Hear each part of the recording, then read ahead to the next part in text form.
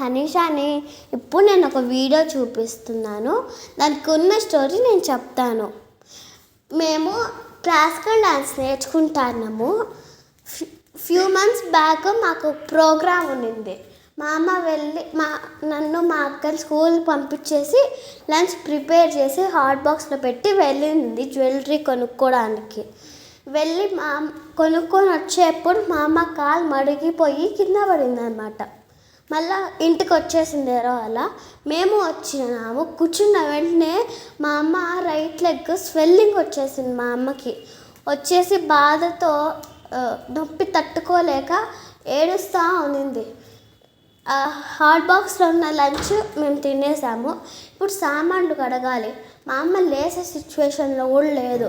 అప్పుడు నేనేం చెప్పానంటే, అమ్మ నువ్వు కూర్చొని ఉండు, నేను వెళ్ళి సామాన్లు కడిగేసి వస్తా అని వెళ్ళి కడిగేప్పుడు ఏమైందో తెలుసా, మా అక్క నాకు తెలియకుండానే వచ్చి వీడియో తీస్తుంది.